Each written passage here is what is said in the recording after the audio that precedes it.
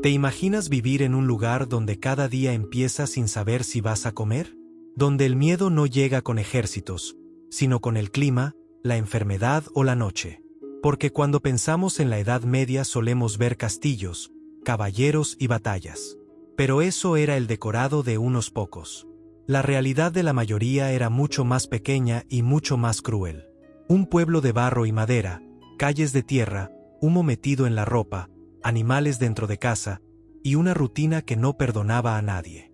Te levantas antes del amanecer porque el cuerpo ya aprendió que descansar es un lujo. Sales y lo primero que haces no es mirar el reloj. Es mirar el cielo, como si fuera un juez. Si llueve demasiado, la cosecha se pudre. Si no llueve, no hay pan. Si te cortas trabajando, la herida puede convertirse en una sentencia. Si alguien tose raro, el pueblo entero se aparta. Y por la noche, cuando se apaga la última vela, no llega la paz, llega la alerta. Y aquí llega la pregunta incómoda. Si esto fuera tu vida, ¿qué estarías dispuesto a perder con tal de comer mañana? Porque aquí la vida no se medía en años.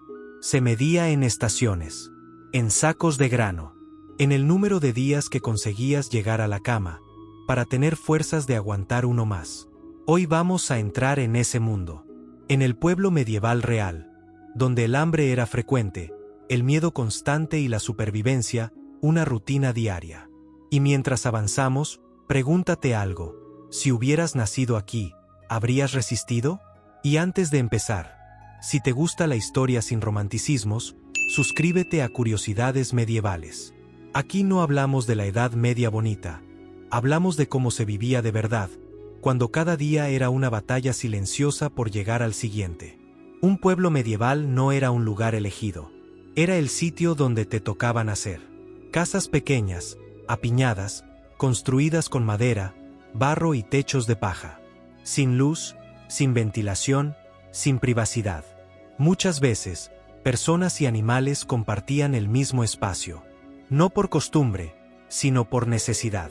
El pueblo y sus murallas existían por seguridad. Tras la caída del Imperio Romano, el mundo era violento. Invasiones, saqueos, guerras locales. Vivir aislado era peligroso. Por eso los campesinos se agrupaban alrededor de un señor feudal o un castillo. A cambio de protección, entregaban trabajo, parte de la cosecha y obediencia. Pero las murallas no solo protegían del enemigo, también encerraban. Salir del pueblo sin permiso podía costarte una multa, un castigo o algo peor. El día empezaba antes de que saliera el sol. No había despertadores. El cuerpo se levantaba porque tenía que hacerlo. El trabajo marcaba el ritmo de todo. Los campesinos araban, sembraban y cosechaban con herramientas básicas. Arados de madera, bueyes, manos agrietadas. Las mujeres trabajaban igual. En el campo, cuidando animales, hilando lana, moliendo grano, cocinando. Los niños ayudaban desde muy pequeños. A los 10 o 12 años ya se les consideraba útiles. A los 14, adultos. En los pueblos medievales, no existía el descanso como lo entendemos hoy. Incluso los días libres estaban llenos de tareas obligatorias para el señor feudal. Reparar caminos, limpiar bosques, trabajar sus tierras gratis. El cansancio no era una excepción.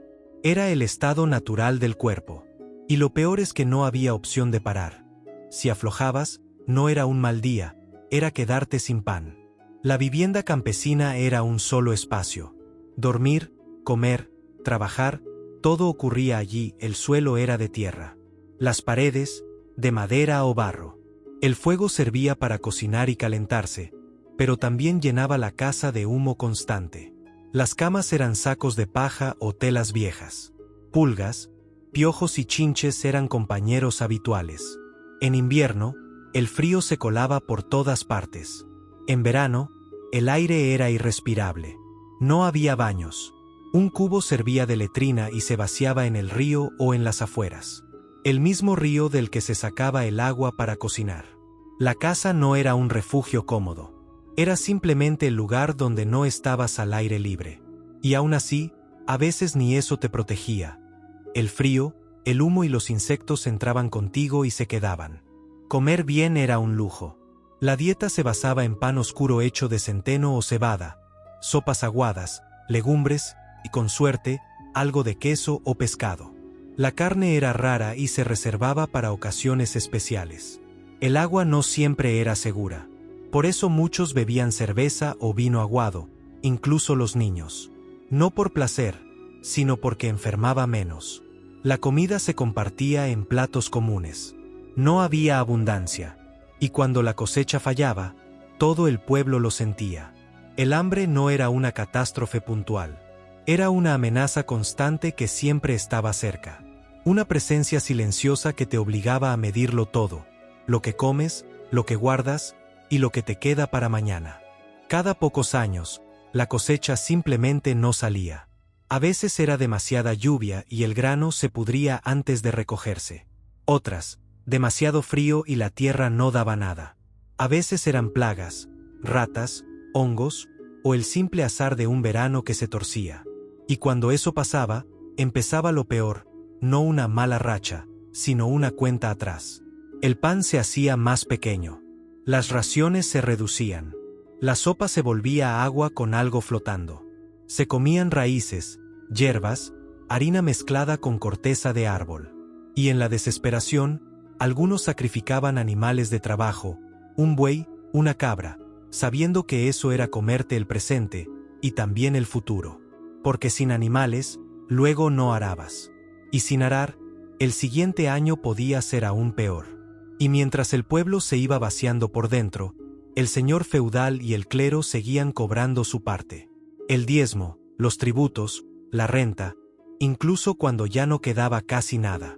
En años de hambruna, esa injusticia se sentía como una humillación diaria. Ver cómo tu esfuerzo desaparecía en manos ajenas mientras tú adelgazabas semana a semana. Y el hambre no solo debilitaba el cuerpo, rompía la mente, te hacía más irritable, más desconfiado, más agresivo. Porque cuando el estómago manda, la moral se vuelve frágil. Y en un pueblo medieval, el hambre podía convertir a vecinos en enemigos y a la desesperación en ley. La noche era peligrosa. Sin luz, sin vigilancia real, sin ruido normal que te tranquilice. Afuera podía haber lobos, sí, pero también algo más probable. Un ladrón, un borracho, un forastero que nadie conoce. Cualquier crujido de madera, cualquier golpe contra una puerta, cualquier sombra moviéndose donde no debería te ponía el cuerpo en alerta. Porque en un pueblo medieval la noche no era descanso, era incertidumbre. La enfermedad era otro terror, pero más silencioso. Una fiebre podía ser mortal. Una tos rara podía convertirse en el principio del final. Y una simple herida trabajando, un corte con una herramienta, una astilla clavada, una mordida de animal, podía infectarse y matarte sin que nadie supiera ni por qué. No había médicos cerca, ni remedios fiables, ni vamos al hospital. Había curanderos, infusiones, sangrías, rezos y esperar. Esperar a ver si el cuerpo ganaba, o si perdía. Y cuando no se entendía algo, se buscaba una explicación que al menos tuviera sentido dentro de ese mundo. Brujas, mal de ojo, castigos divinos, señales en el cielo, un demonio rondando la casa. La superstición no era solo ignorancia, era una forma de sobrevivir mentalmente al caos. Porque cuando todo puede matarte, el invierno, el hambre, una infección, la noche, necesitas creer que hay una causa, aunque sea terrible. Y sobre todo, necesitas creer que hay una manera de protegerte. Aunque sea colgando un amuleto, echando sal en el umbral o rezando más fuerte que el miedo. En un pueblo medieval nadie sobrevivía solo. No era una frase bonita, era una realidad práctica. El trabajo era colectivo porque el campo lo exigía. Arar, cosechar, levantar un granero, reparar un techo, sacar adelante una siembra. Muchas veces no podías hacerlo sin manos extra. Y esa misma lógica se aplicaba a todo lo demás. Cuando nacía un niño, cuando alguien enfermaba, cuando moría un vecino. Se compartían herramientas, comida en momentos de necesidad, historias al fuego para aguantar el miedo. La comunidad era una red, pero también una vigilancia constante. Todos sabían quién eras, qué hacías o qué decías. Y si te salías de la norma, lo notaban. En pueblos más grandes, los artesanos encontraban algo parecido a protección en los gremios: herreros, panaderos, curtidores, carpinteros. Entrabas como aprendiz, vivías con tu maestro, trabajabas por comida y techo, y si sobrevivías a los años duros, quizá llegabas a oficial. Pero incluso ahí, ascender socialmente era casi imposible. Nacías campesino y era probable que murieras campesino. Aún así, dentro de ese mundo el respeto se ganaba siendo útil, trabajador y discreto. El invierno era el juez final. No importaba lo que hubieras trabajado en verano. Si las reservas eran pocas, el frío venía a cobrarse su parte. Las casas se cerraban, pero el aire helado se colaba igual. El humo del fuego se quedaba dentro, pegado a la garganta, a la ropa, a las paredes. El pan se endurecía y se racionaba. La comida se volvía más pobre cada semana. Y si enfermabas, estabas en el peor momento posible. Sin fuerzas, sin variedad de alimentos, sin remedios reales. El invierno no solo era una estación. Era una prueba de vida o muerte. Y lo más escalofriante es que muchas muertes no tenían drama. No había épica, no había últimas palabras. Niños, ancianos y enfermos simplemente se apagaban. Un día estaban. Al siguiente, dejaban un hueco en la mesa y un silencio raro en la casa. Cuando el sol regresaba y el campo volvía a trabajarse, los supervivientes seguían adelante, no porque hubiera esperanza, sino porque no había alternativa. La vida era cíclica: sembrar, cosechar, resistir, volver a empezar. Y en un pueblo medieval, cada ciclo podía ser el último sin que el mundo se detuviera por ello. Así que no, vivir en un pueblo medieval no era una postal bucólica.